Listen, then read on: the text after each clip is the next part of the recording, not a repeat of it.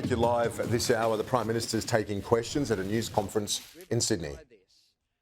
Investment with Woolworths Distribution Centre here and other centres here around the Moorebank project.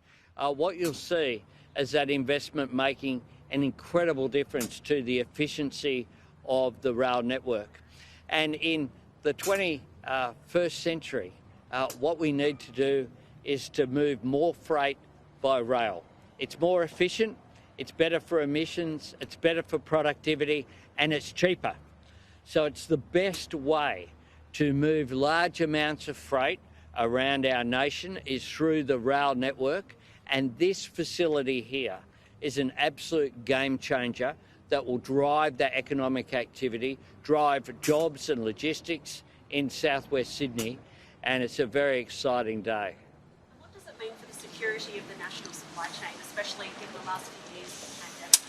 One of the things that we learnt from the pandemic is that we need an economy that is more resilient, that is future-proofed from events like a pandemic or a national security issue or other issues that can disrupt supply chains. And Australia can't continue to be just at the end of supply chains, given the island continent that we are. We need to make more things here in Australia, and we need an economy that's more resilient. And here we see examples of both. We see as well this entire site being powered by renewable energy, showing as well that the emissions reduction isn't just from taking trucks off the road and putting freight onto rail, it's also in the very functioning of this centre. So this is ticks all of the boxes. Good for the economy, good for jobs, good for Western Sydney, good for emissions reduction.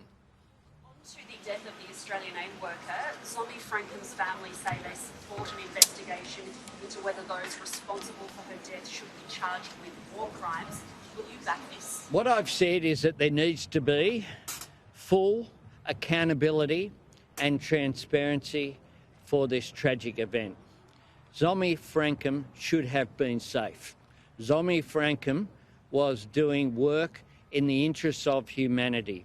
Selfless work as an Australian hero who all Australians can be proud of. Someone who had worked not just in Gaza, assisting Palestinians who are suffering from such deprivation, but also had worked in Bangladesh, in Pakistan, and indeed here in New South Wales during the bushfires.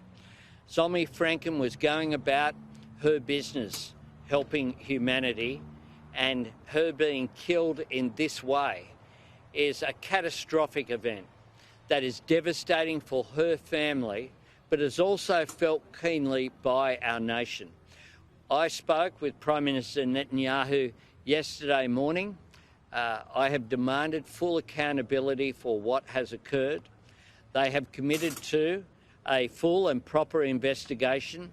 I want that to be transparent, and I want those findings to be made public so that we find out how exactly this can occur. What we know is that there have been too many innocent lives lost in Gaza. What we know is that the impact of this war is such that it shouldn't be the case that innocent Palestinians or people assisting them are made to pay the price for the actions of the terrorist group Hamas. I feel very strongly about this. Australia has called for a humanitarian ceasefire. We have voted that way at the United Nations.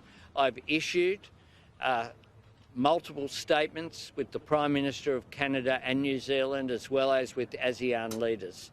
From the very beginning, we have said that every innocent life matters, whether it's Palestinian or Israeli, and now we're seeing an innocent Australian assisting her fellow humanity lose her life in this tragedy. You said that you've asked for full accountability, but what does accountability actually look like? Accountability looks like finding exactly how this could have occurred.